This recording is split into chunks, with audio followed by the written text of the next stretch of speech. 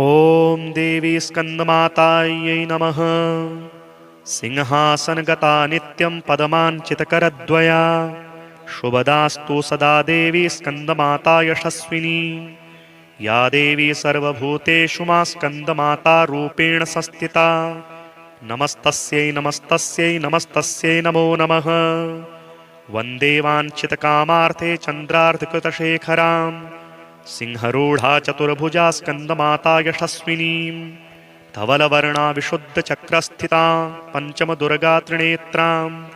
अभयपद्मयुग्मकरां दक्षिण उरुपुत्रधरां भजे। पटाम्बरपरिधानां मृदुहास्या नानालङ्कारभूषितां मञ्जीरहारकेयोरकिङ्किणिरत्नकुण्डलधारिणीं प्रफुल्लवन्दना पल्लवाधरां कान्तकपोलां पीनपयोधरां कमनीयां लावण्यां चारुत्रिवलिनितम्बनीं नमामि स्कन्दमाता स्कन्दधारिणीं समग्रतत्त्वसागरं पारपारगहरां शिवाप्रभासमुज्ज्वलां स्पुच्छसागशेखरां ललाटरत्नभास्करां जगत्प्रदीप्तिभास्करां महेन्द्रकश्यपार्चितां सनत्कुमारसंस्तुतां सुरासुरेन्द्रवन्दिता यथार्थनिर्मलाद्भुतां अतर्क्यरोचिरूबिजां विकारदोषवर्जितां मुमुक्षुभिर्विचिन्तितां विशेषतत्त्वमूर्चितां नानालङ्कारभूषितां मृगेन्द्रवाहनाग्रजां सुशुद्धतत्त्वतोषणां त्रिवेदमारभूषणां सुधार्मिकोपकारिणी सुरेन्द्रवैरिघातिनीं शुभां पुष्पमालिनीं सुवर्णकल्पशाखिनीं तमोन्धकारयामिनीं शिवस्वभावकामिनीं सहस्रसूर्यराजिकां धनञ्जयोग्रकारिकां सुशुद्धकालकन्दला सुबृढमृन्दवज्जुलां प्रजायिनी प्रजावती नमामि मातरं सतीं स्वकर्मकारणे गतिं हरिप्रया च पार्वतीम् अनन्तशक्तिकान्तिदां यथोर्थमुक्तिमुक्तिदां पुनः पुनर्जगद्दितां नमाम्यहं सुरार्चितां जयेश्वरी त्रिलोचने प्रसीद देवि पाहि माम् ऐं बीजालिङ्का देवी पदयुग्मधरा परा हृदयं पातु सा देवी कार्तिकेयक्युता श्रीह्रीं हुं ऐं देवी पर्वस्या पातु सर्वदा सर्वाङ्गमे सदा पातु स्कन्दमाता पुत्रप्रदा वाणवाणामृते हुं फट्बीजसमन्विता उत्तरस्या तथाग्ने च वारुणे नैऋतेवतु इन्द्राणी भैरवी चैवासिताङ्गी च संहारिणी सर्वदा पातु मां देवी चान्यान्यासु हि दिक्षु वै सिंहासनगता नित्यं पदमाञ्चितकरद्वया शुभदास्तु सदा देवी स्कन्दमाता यशस्विनी। या देवी सर्वभूतेषु मा स्कन्दमाता रूपेण संस्थिता। नमस्तस्यै नमस्तस्यै नमस्तस्यै नमो नमः। वन्दे वाञ्छितकामार्थे चन्द्रार्धकृतशेखरां सिंहरूढा चतुर्भुजा स्कन्दमाता यशस्विनीं धवलवर्णा विशुद्धचक्रस्थिता पञ्चमदुर्गा त्रिनेत्राम् अभयपद्मयुग्मकरां दक्षिण उरुपुत्रधरां भजे। पटाम्बरपरिधानां मृदुहास्या नानालङ्कारभूषितां मञ्जीरहारकेयोरकिङ्किणिरत्नकुण्डलधारिणीं प्रफुल्लवन्दना पल्लवाधरां कान्तकपोलां पीनपयोधरां कमनीयां लावण्यां चारुत्रिवलिनितम्बनीं नमामि स्कन्दमाता स्कन्दधारिणीं समग्रतत्त्वसागरं पारपारगहरां शिवाप्रभासमुज्ज्वलां स्पुच्छसागशेखरां ललाटरत्नभास्करां जगत्प्रदीप्तिभास्करां महेन्द्रकश्यपार्चितां सनत्कुमारसंस्तुतां सुरासुरेन्द्रवन्दिता यथार्थनिर्मलाद्भुतां अतर्क्यरोचिरूबिजां विकारदोषवर्जितां मुमुक्षुभिर्विचिन्तितां विशेषतत्त्वमूर्चितां नानालङ्कारभूषितां मृगेन्द्रवाहनाग्रजां सुशुद्धतत्त्वतोषणां त्रिवेदमारभूषणां सुधार्मिकोपकारिणी सुरेन्द्रवैरिघातिनीं शुभां पुष्पमालिनीं सुवर्णकल्पशाखिनीं तमोन्धकारयामिनीं शिवस्वभावकामिनीं सहस्रसूर्यराजिकां धनञ्जयोग्रकारिकां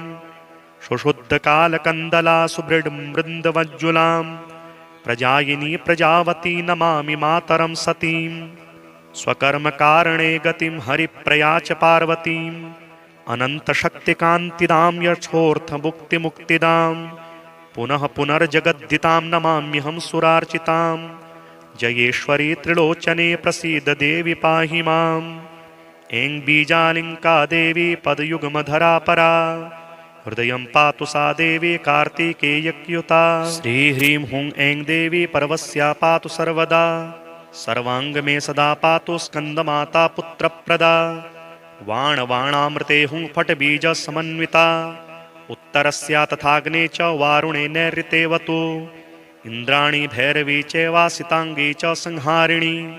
सर्वदा पातु मां देवी चान्यान्यासु हि दिक्षु वै। सिंहासनगता नित्यं पदमाञ्चितकरद्वया शुभदास्तु सदा देवी स्कन्दमाता यशस्विनी। या देवी सर्वभूतेषु मा स्कन्दमाता रूपेण संस्थिता नमस्तस्यै नमस्तस्यै नमस्तस्यै नमो नमः। वन्दे वाञ्छितकामार्थे चन्द्रार्धकृतशेखरां सिंहरूढा चतुर्भुजा स्कन्दमाता यशस्विनीं। धवलवर्णा विशुद्धचक्रस्थितां पञ्चमदुर्गा त्रिनेत्राम् अभयपद्मयुग्मकरां दक्षिण उरुपुत्रधरां भजे। पटाम्बरपरिधानां मृदुहास्या नानालङ्कारभूषितां मञ्जीरहारकेयोरकिङ्किणिरत्नकुण्डलधारिणीं प्रफुल्लवन्दना पल्लवाधरां कान्तकपोलां पीनपयोधरां कमनीयां लावण्यां चारुत्रिवलिनितम्बनीं। नमामि स्कन्दमाता स्कन्दधारिणीं समग्रतत्त्वसागरं पारपारगहरां। शिवाप्रभासमुज्ज्वलां स्पुच्छसागशेखरां ललाटरत्नभास्करां जगत्प्रदीप्तिभास्करां महेन्द्रकश्यपार्चितां सनत्कुमारसंस्तुतां सुरासुरेन्द्रवन्दिता यथार्थनिर्मलाद्भुतां अतर्क्यरोचिरोविजां विकारदोषवर्जितां मुमुक्षुभिर्विचिन्तितां विशेषतत्त्वमूञ्चितां नानालङ्कारभूषितां मृगेन्द्रवाहनाग्रजां सुशुद्धतत्त्वतोषणां त्रिवेदमारभूषणां सुधार्मिकोपकारिणी सुरेन्द्रवैरिघातिनीं शुभां पुष्पमालिनीं सुवर्णकल्पशाखिनीं तमोन्धकारयामिनीं शिवस्वभावकामिनीं सहस्रसूर्यराजिकां धनञ्जयोग्रकारिकां सुशुद्धकालकन्दला सुबृढमृन्दवज्जुलां प्रजायिनी प्रजावती नमामि मातरं सतीं। स्वकर्मकारणे गतिं हरिप्रया च पार्वतीम् अनन्तशक्तिकान्तिदां यथोर्थमुक्तिमुक्तिदां पुनः पुनर्जगद्दितां नमाम्यहं सुरार्चितां। जयेश्वरी त्रिलोचने प्रसीद देवि पाहि माम्। ऐं बीजालिङ्का देवी पदयुग्मधरा परा हृदयं पातु सा देवी कार्तिकेयक्युता। श्रीह्रीं हुं ऐं देवी पर्वस्या पातु सर्वदा सर्वाङ्ग मे सदा पातु स्कन्दमाता पुत्रप्रदा। वाणवाणामृते हुं फट्बीज समन्विता उत्तरस्या तथाग्ने च वारुणे नैऋतेवतु। इन्द्राणी भैरवी चैवासिताङ्गी च संहारिणी सर्वदा पातु मां देवी चान्यान्यासु हि दिक्षु वै। सिंहासनगता नित्यं पदमाञ्चितकरद्वया शुभदास्तु सदा देवी स्कन्दमाता यशस्विनी।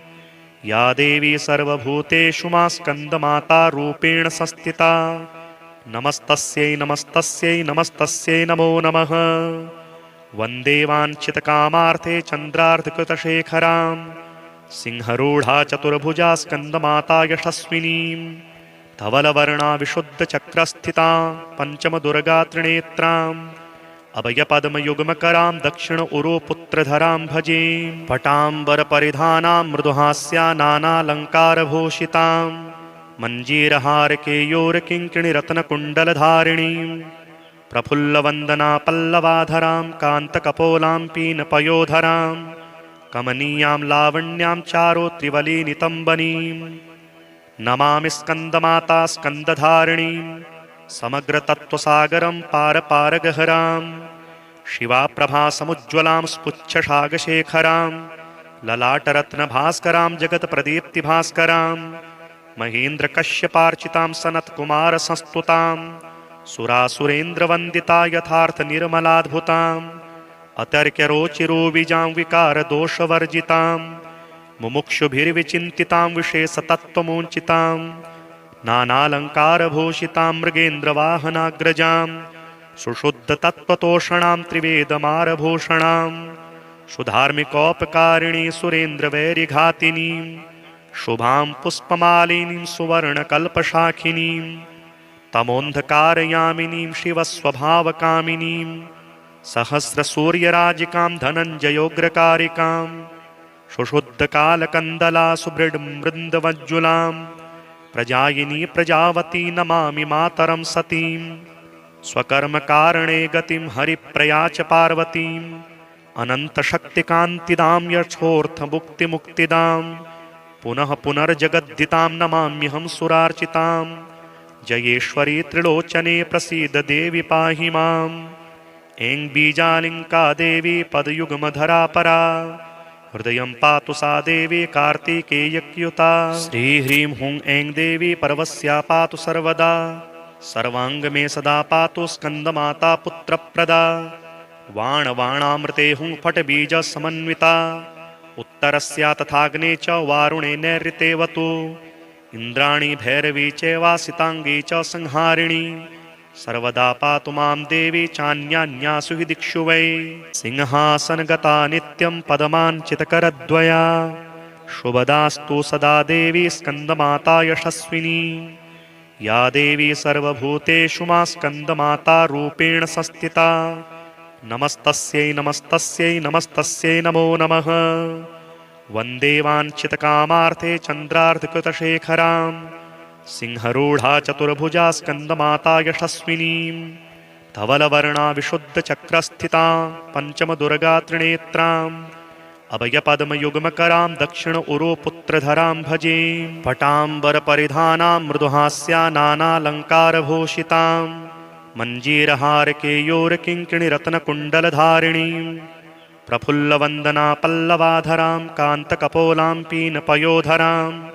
कमनीयां लावण्यां चारुत्रिवलिनितम्बनीं नमामि स्कन्दमाता स्कन्दधारिणीं समग्रतत्त्वसागरं पारपारगहरां शिवाप्रभासमुज्ज्वलां स्पुच्छशागशेखरां ललाटरत्नभास्करां जगत्प्रदीप्तिभास्करां महेन्द्रकश्यपार्चितां सनत्कुमारसंस्तुतां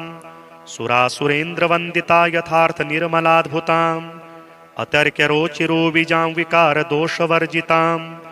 मुमुक्षुभिर्विचिन्तितां विशेषतत्त्वमुञ्चितां नानालङ्कारभूषितां मृगेन्द्रवाहनाग्रजां सुशुद्धतत्त्वतोषणां त्रिवेदमारभूषणां सुधार्मिकोपकारिणी सुरेन्द्रवैरिघातिनीं शुभां पुष्पमालिनीं सुवर्णकल्पशाखिनीं तमोन्धकारयामिनीं शिवस्वभावकामिनीं सहस्रसूर्यराजिकां धनञ्जयोग्रकारिकां सुशुद्धकालकन्दला सुबृढमृन्दवज्जुलां प्रजायिनी प्रजावती नमामि मातरं सतीं स्वकर्मकारणे गतिं हरिप्रया च पार्वतीं अनन्तशक्तिकान्तिदां यथोर्थमुक्तिमुक्तिदां पुनः पुनर्जगद्दितां नमाम्यहं सुरार्चितां जयेश्वरी त्रिलोचने प्रसीद देवि पाहि माम् ऐं बीजालिङ्का देवी पदयुग्मधरा परा हृदयं पातु सा देवी कार्तिकेयक्युता श्रीह्रीं हुं ऐं देवी पर्वस्या पातु सर्वदा सर्वाङ्गमे सदा पातु स्कन्दमाता पुत्रप्रदा वाणवाणामृते हुं फट्बीजसमन्विता उत्तरस्या तथाग्ने च वारुणे नैऋतेवतु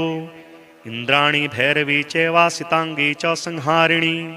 सर्वदा पातु मां देवी चान्यान्यासु हि दिक्षु वै सिंहासनगता नित्यं पदमाञ्चितकरद्वया शुभदास्तु सदा देवी स्कन्दमाता यशस्विनी या देवी सर्वभूतेषु मा स्कन्दमाता रूपेण संस्थिता नमस्तस्यै नमस्तस्यै नमस्तस्यै नमो नमः वन्दे वाञ्छितकामार्थे चन्द्रार्धकृतशेखरां सिंहरूढा चतुर्भुजा स्कन्दमाता यशस्विनीं धवलवर्णा विशुद्धचक्रस्थिता पञ्चमदुर्गा त्रिनेत्राम् अभयपद्मयुग्मकरां दक्षिण उरुपुत्रधरां भजे पटाम्बरपरिधानां मृदुहास्या नानालङ्कारभूषितां मञ्जीरहारकेयोरकिङ्किणीरत्नकुण्डलधारिणीं प्रफुल्लवन्दना पल्लवाधरां कान्तकपोलां पीनपयोधरां कमनीयां लावण्यां चारुत्रिवलिनितम्बनीं नमामि स्कन्दमाता स्कन्दधारिणीं समग्रतत्त्वसागरं पारपारगहरां शिवाप्रभासमुज्ज्वलां स्फुच्छशागशेखरां ललाटरत्नभास्करां जगत्प्रदीप्तिभास्करां महेन्द्रकश्यपार्चितां सनत्कुमारसंस्तुतां सुरासुरेन्द्रवन्दिता यथार्थनिर्मलाद्भुतां अतर्क्यरोचिरोविजां विकारदोषवर्जितां मुमुक्षुभिर्विचिन्तितां विशेषतत्त्वमूञ्चितां नानालङ्कारभूषितां मृगेन्द्रवाहनाग्रजां सुशुद्धतत्त्वतोषणां त्रिवेदमारभूषणां सुधार्मिकोपकारिणी सुरेन्द्रवैरिघातिनीं शुभां पुष्पमालिनीं सुवर्णकल्पशाखिनीं तमोन्धकारयामिनीं शिवस्वभावकामिनीं सहस्रसूर्यराजिकां धनञ्जयोग्रकारिकां सुशुद्धकालकन्दला सुबृढमृन्दवज्जुलां प्रजायिनी प्रजावती नमामि मातरं सतीं स्वकर्मकारणे गतिं हरिप्रया च पार्वतीम् अनन्तशक्तिकान्तिदां यथोर्थमुक्तिमुक्तिदां पुनः पुनर्जगद्दितां नमाम्यहं सुरार्चितां जयेश्वरी त्रिलोचने प्रसीद देवि पाहि माम्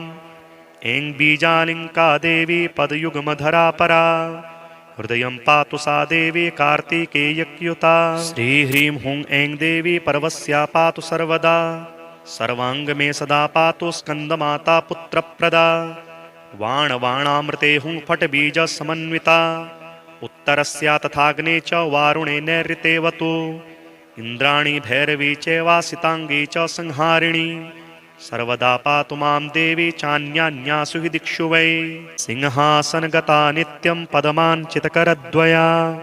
शुभदास्तु सदा देवी स्कन्दमाता यशस्विनी या देवी सर्वभूतेषु मा स्कन्दमाता रूपेण संस्थिता नमस्तस्यै नमस्तस्यै नमस्तस्यै नमो नमः वन्दे वाञ्छितकामार्थे चन्द्रार्धकृतशेखरां सिंहरूढा चतुर्भुजा स्कन्दमाता यशस्विनीं धवलवर्णा विशुद्धचक्रस्थिता पञ्चमदुर्गा त्रिनेत्राम् अभयपद्मयुग्मकरां दक्षिण उरुपुत्रधरां भजे पटाम्बरपरिधानां मृदुहास्या नानालङ्कारभूषितां मञ्जीरहारकेयोरकिङ्किणिरत्नकुण्डलधारिणीं प्रफुल्लवन्दना पल्लवाधरां कान्तकपोलां पीनपयोधरां कमनीयां लावण्यां चारुत्रिवलिनितम्बनीं नमामि स्कन्दमाता स्कन्दधारिणीं समग्रतत्त्वसागरं पारपारगहरां शिवाप्रभासमुज्ज्वलां स्फुच्छशागशेखरां ललाटरत्नभास्करां जगत्प्रदीप्तिभास्करां महेन्द्रकश्यपार्चितां सनत्कुमारसंस्तुतां सुरासुरेन्द्रवन्दिता यथार्थनिर्मलाद्भुतां अतर्क्यरोचिरोविजां विकारदोषवर्जितां मुमुक्षुभिर्विचिन्तितां विशेषतत्त्वमूञ्चितां नानालङ्कारभूषितां मृगेन्द्रवाहनाग्रजां सुशुद्धतत्त्वतोषणां त्रिवेदमारभूषणां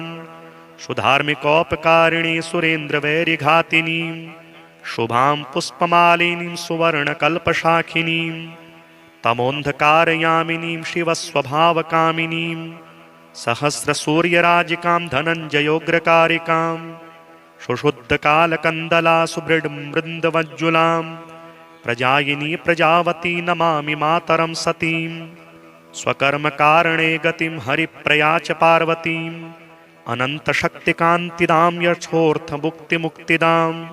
पुनः पुनर्जगद्दितां नमाम्यहं सुरार्चितां जयेश्वरी त्रिलोचने प्रसीद देवि पाहि माम् ऐं बीजालिङ्का देवी पदयुग्मधरा परा हृदयं पातु सा देवी कार्तिकेयक्युता श्रीह्रीं हुं ऐं देवी पर्वस्या पातु सर्वदा सर्वाङ्गमे सदा पातु स्कन्दमाता पुत्रप्रदा वाणवाणामृते हुं फट्बीजसमन्विता उत्तरस्या तथाग्ने च वारुणे नैऋतेवतु इन्द्राणी भैरवी चैवासिताङ्गी च संहारिणी सर्वदा पातु मां देवी चान्यान्यासु हि दिक्षु वै सिंहासनगता नित्यं पदमाञ्चितकरद्वया शुभदास्तु सदा देवी स्कन्दमाता यशस्विनी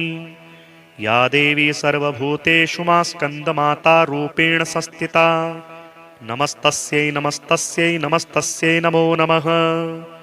वन्दे वाञ्छितकामार्थे चन्द्रार्धकृतशेखरां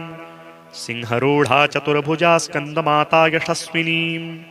धवलवर्णा विशुद्धचक्रस्थिता पञ्चमदुर्गा त्रिनेत्राम् अभयपद्मयुग्मकरां दक्षिण उरुपुत्रधरां भजे। पटाम्बरपरिधानां मृदुहास्या नानालङ्कारभूषितां मञ्जीरहारकेयोरकिङ्किणिरत्नकुण्डलधारिणीं प्रफुल्लवन्दना पल्लवाधरां कान्तकपोलां पीनपयोधरां कमनीयां लावण्यां चारुत्रिवलिनितम्बनीं नमामि स्कन्दमाता स्कन्दधारिणीं समग्रतत्त्वसागरं पारपारगहरां शिवाप्रभासमुज्ज्वलां स्पुच्छसागशेखरां ललाटरत्नभास्करां जगत्प्रदीप्तिभास्करां महेन्द्रकश्यपार्चितां सनत्कुमारसंस्तुतां सुरासुरेन्द्रवन्दिता यथार्थनिर्मलाद्भुताम् अतर्क्यरोचिरोबीजां विकारदोषवर्जितां मुमुक्षुभिर्विचिन्तितां विशेषतत्त्वमुञ्चितां नानालङ्कारभूषितां मृगेन्द्रवाहनाग्रजां सुशुद्धतत्त्वतोषणां त्रिवेदमारभूषणां सुधार्मिकोपकारिणी सुरेन्द्रवैरिघातिनीं शुभां पुष्पमालिनीं सुवर्णकल्पशाखिनीं तमोन्धकारयामिनीं शिवस्वभावकामिनीं सहस्रसूर्यराजिकां धनञ्जयोग्रकारिकां सुशुद्धकालकन्दला सुबृढमृन्दवज्जुलां प्रजायिनी प्रजावती नमामि मातरं सतीं स्वकर्मकारणे गतिं हरिप्रया च पार्वतीम् अनन्तशक्तिकान्तिदां यथोर्थमुक्तिमुक्तिदां पुनः पुनर्जगद्दितां नमाम्यहं सुरार्चितां जयेश्वरी त्रिलोचने प्रसीद देवि पाहि माम् ऐं बीजालिङ्का देवी पदयुग्मधरा परा हृदयं पातु सा देवी कार्तिकेयक्युता श्रीह्रीं हुं ऐं देवी पर्वस्या पातु सर्वदा सर्वाङ्ग मे सदा पातु स्कन्दमाता पुत्रप्रदा वाणवाणामृते हुं फटबीजसमन्विता उत्तरस्या तथाग्ने च वारुणे नैऋतेवतु इन्द्राणी भैरवी चैवासिताङ्गी च संहारिणी सर्वदा पातु मां देवी चान्यान्यासु हि दिक्षु वै सिंहासनगता नित्यं पदमाञ्चितकरद्वया शुभदास्तु सदा देवी स्कन्दमाता यशस्विनी या देवी सर्वभूतेषु मा स्कन्दमाता रूपेण संस्थिता नमस्तस्यै नमस्तस्यै नमस्तस्यै नमो नमः। वन्दे वाञ्छितकामार्थे चन्द्रार्धकृतशेखरां सिंहरूढा चतुर्भुजा स्कन्दमाता यशस्विनीं धवलवर्णा विशुद्धचक्रस्थिता पञ्चमदुर्गा त्रिनेत्राम् अभयपद्मयुग्मकरां दक्षिण उरुपुत्रधरां भजे। पटाम्बरपरिधानां मृदुहास्या नानालङ्कारभूषितां मञ्जीरहारकेयोरकिङ्किणिरत्नकुण्डलधारिणीं प्रफुल्लवन्दना पल्लवाधरां कान्तकपोलां पीनपयोधरां कमनीयां लावण्यां चारुत्रिवलिनितम्बनीं नमामि स्कन्दमाता स्कन्दधारिणीं समग्रतत्त्वसागरं पारपारगहरां शिवाप्रभासमुज्ज्वलां स्पुच्छसागशेखरां ललाटरत्नभास्करां जगत्प्रदीप्तिभास्करां महेन्द्रकश्यपार्चितां सनत्कुमारसंस्तुतां सुरासुरेन्द्रवन्दिता यथार्थनिर्मलाद्भुताम्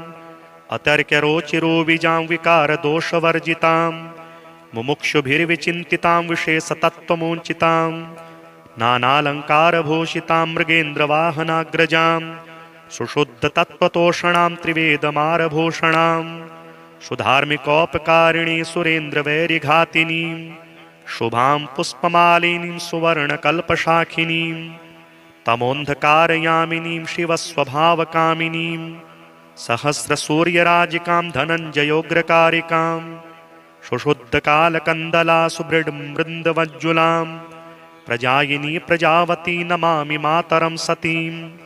स्वकर्मकारणे गतिं हरिप्रया च पार्वतीम् अनन्तशक्तिकान्तिदां यथोर्थमुक्तिमुक्तिदां पुनः पुनर्जगद्दितां नमाम्यहं सुरार्चितां जयेश्वरी त्रिलोचने प्रसीद देवि पाहि माम् ऐं बीजालिङ्का देवी पदयुग्मधरा परा हृदयं पातु सा देवी कार्तिकेयक्युता श्रीह्रीं हुं ऐं देवी पर्वस्या पातु सर्वदा सर्वाङ्ग मे सदा पातु स्कन्दमाता पुत्रप्रदा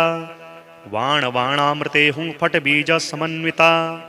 उत्तरस्या तथाग्ने च वारुणे नैऋतेवतु इन्द्राणी भैरवी चैवासिताङ्गी च संहारिणी सर्वदा पातु मां देवी चान्यान्यासु हि दिक्षु वै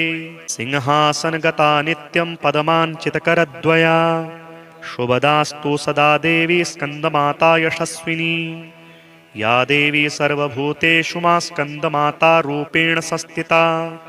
नमस्तस्यै नमस्तस्यै नमस्तस्यै नमो नमः वन्दे वाञ्छितकामार्थे चन्द्रार्धकृतशेखरां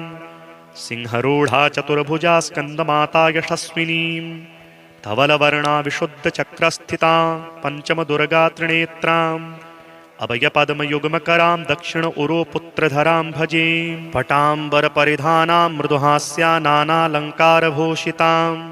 मञ्जीरहारकेयोरकिङ्किणिरत्नकुण्डलधारिणीं प्रफुल्लवन्दना पल्लवाधरां कान्तकपोलां पीनपयोधरां कमनीयां लावण्यां चारुत्रिवलीनितम्बनीं नमामि स्कन्दमाता स्कन्दधारिणीं समग्रतत्त्वसागरं पारपारगहरां शिवाप्रभासमुज्ज्वलां स्फुच्छशागशेखरां ललाटरत्नभास्करां जगत्प्रदीप्तिभास्करां महेन्द्रकश्यपार्चितां सनत्कुमारसंस्तुतां सुरासुरेन्द्रवन्दिता यथार्थनिर्मलाद्भुताम् अतर्क्यरोचिरोबिजां विकारदोषवर्जितां मुमुक्षुभिर्विचिन्तितां विशेषतत्त्वमूञ्चितां नानालङ्कारभूषितां मृगेन्द्रवाहनाग्रजां सुशुद्धतत्त्वतोषणां त्रिवेदमारभूषणां सुधार्मिकोपकारिणी सुरेन्द्रवैरिघातिनीं शुभां पुष्पमालिनीं सुवर्णकल्पशाखिनीं तमोन्धकारयामिनीं शिवस्वभावकामिनीं सहस्रसूर्यराजिकां धनञ्जयोग्रकारिकां सुशुद्धकालकन्दला सुबृढमृन्दवज्जुलां प्रजायिनी प्रजावती नमामि मातरं सतीं स्वकर्मकारणे गतिं हरिप्रया च पार्वतीं अनन्तशक्तिकान्तिदां यथोर्थमुक्तिमुक्तिदां पुनः पुनर्जगद्दितां नमाम्यहं सुरार्चितां जयेश्वरी त्रिलोचने प्रसीद देवि पाहि माम् ऐं बीजालिङ्का देवी पदयुग्मधरा परा हृदयं पातु सा देवी कार्तिकेयक्युता श्रीह्रीं हुं ऐं देवी पर्वस्या पातु सर्वदा सर्वाङ्ग मे सदा पातु स्कन्दमाता पुत्रप्रदा वाणवाणामृते हुं फट् बीजसमन्विता उत्तरस्या तथाग्ने च वारुणे नैऋतेवतु इन्द्राणी भैरवी चैवासिताङ्गी च संहारिणी सर्वदा पातु मां देवी चान्यान्यासु हि दिक्षु वै सिंहासनगता नित्यं पदमाञ्चितकरद्वया शुभदास्तु सदा देवी स्कन्दमाता यशस्विनी या देवी सर्वभूतेषु मा स्कन्दमाता रूपेण संस्थिता नमस्तस्यै नमस्तस्यै नमस्तस्यै नमो नमः वन्दे वाञ्छितकामार्थे चन्द्रार्धकृतशेखरां सिंहरूढा चतुर्भुजा स्कन्दमाता यशस्विनीं धवलवर्णा विशुद्धचक्रस्थिता पञ्चमदुर्गा त्रिनेत्राम् अभयपद्मयुग्मकरां दक्षिण उरुपुत्रधरां भजे पटाम्बरपरिधानां मृदुहास्या नानालङ्कारभूषितां मञ्जीरहारकेयोरकिङ्किणिरत्नकुण्डलधारिणीं प्रफुल्लवन्दना पल्लवाधरां कान्तकपोलां पीनपयोधरां कमनीयां लावण्यां चारुत्रिवलीनितम्बनीं नमामि स्कन्दमाता स्कन्दधारिणीं समग्रतत्त्वसागरं पारपारगहरां शिवाप्रभासमुज्ज्वलां स्फुच्छशागशेखरां ललाटरत्नभास्करां जगत्प्रदीप्तिभास्करां महेन्द्रकश्यपार्चितां सनत्कुमारसंस्तुतां सुरासुरेन्द्रवन्दिता यथार्थनिर्मलाद्भुताम् अतर्क्यरोचिरोबिजां विकारदोषवर्जितां मुमुक्षुभिर्विचिन्तितां विशेषतत्त्वमूञ्चितां नानालङ्कारभूषितां मृगेन्द्रवाहनाग्रजां सुशुद्धतत्त्वतोषणां त्रिवेदमारभूषणां सुधार्मिकोपकारिणी सुरेन्द्रवैरिघातिनीं शुभां पुष्पमालिनीं सुवर्णकल्पशाखिनीं तमोन्धकारयामिनीं शिवस्वभावकामिनीं सहस्रसूर्यराजिकां धनञ्जयोग्रकारिकां सुशुद्धकालकन्दला सुबृढमृन्दवज्जुलां प्रजायिनी प्रजावती नमामि मातरं सतीं स्वकर्मकारणे गतिं हरिप्रया च पार्वतीम् अनन्तशक्तिकान्तिदां यथोर्थमुक्तिमुक्तिदां पुनः पुनर्जगद्दितां नमाम्यहं सुरार्चितां जयेश्वरी त्रिलोचने प्रसीद देवि पाहि माम् ऐं बीजालिङ्का देवी पदयुग्मधरा परा हृदयं पातु सा देवी कार्तिकेयक्युता श्रीह्रीं हुं ऐं देवी पर्वस्या पातु सर्वदा सर्वाङ्गमे सदा पातु स्कन्दमाता पुत्रप्रदा वाणवाणामृते हुं फट्बीजसमन्विता उत्तरस्या तथाग्ने च वारुणे नैऋतेवतु इन्द्राणी भैरवी चैवासिताङ्गी च संहारिणी सर्वदा पातु मां देवी चान्यान्यासु हि दिक्षु वै सिंहासनगता नित्यं पदमाञ्चितकरद्वया शुभदास्तु सदा देवी स्कन्दमाता यशस्विनी या देवी सर्वभूतेषु मा स्कन्दमाता रूपेण संस्थिता नमस्तस्यै नमस्तस्यै नमस्तस्यै नमो नमः वन्दे वाञ्छितकामार्थे चन्द्रार्धकृतशेखरां सिंहरूढा चतुर्भुजा स्कन्दमाता यशस्विनीं धवलवर्णा विशुद्धचक्रस्थिता पञ्चमदुर्गा त्रिनेत्राम् अभयपद्मयुग्मकरां दक्षिण उरुपुत्रधरां भजे पटाम्बरपरिधानां मृदुहास्या नानालङ्कारभूषितां मञ्जीरहारकेयोरकिङ्किणिरत्नकुण्डलधारिणीं प्रफुल्लवन्दना पल्लवाधरां कान्तकपोलां पीनपयोधरां कमनीयां लावण्यां चारुत्रिवलीनितम्बनीं नमामि स्कन्दमाता स्कन्दधारिणीं समग्रतत्त्वसागरं पारपारगहरां शिवाप्रभासमुज्ज्वलां स्फुच्छशागशेखरां ललाटरत्नभास्करां जगत्प्रदीप्तिभास्करां महेन्द्रकश्यपार्चितां सनत्कुमारसंस्तुतां सुरासुरेन्द्रवन्दिता यथार्थनिर्मलाद्भुताम् अतर्क्यरोचिरोविजां विकारदोषवर्जितां मुमुक्षुभिर्विचिन्तितां विशेषतत्त्वमूर्चितां नानालङ्कारभूषितां मृगेन्द्रवाहनाग्रजां सुशुद्धतत्त्वतोषणां त्रिवेदमारभूषणां सुधार्मिकोपकारिणी सुरेन्द्रवैरिघातिनीं शुभां पुष्पमालिनीं सुवर्णकल्पशाखिनीं तमोन्धकारयामिनीं शिवस्वभावकामिनीं सहस्रसूर्यराजिकां धनञ्जयोग्रकारिकां सुशुद्धकालकन्दला सुबृढमृन्दवज्जुलां प्रजायिनी प्रजावती नमामि मातरं सतीं स्वकर्मकारणे गतिं हरिप्रया च पार्वतीम् अनन्तशक्तिकान्तिदां यथोर्थमुक्तिमुक्तिदां पुनः पुनर्जगद्दितां नमाम्यहं सुरार्चितां जयेश्वरी त्रिलोचने प्रसीद देवि पाहि माम् ऐं बीजालिङ्का देवी पदयुग्मधरा परा हृदयं पातु सा देवी कार्तिकेयक्युता श्रीह्रीं हुं ऐं देवी पर्वस्या पातु सर्वदा सर्वाङ्गमे सदा पातु स्कन्दमाता पुत्रप्रदा वाणवाणामृते हुं फट्बीजसमन्विता उत्तरस्या तथाग्ने च वारुणे नैऋतेवतु इन्द्राणी भैरवी चैवासिताङ्गी च संहारिणी सर्वदा पातु मां देवी चान्यान्यासु हि दिक्षु वै।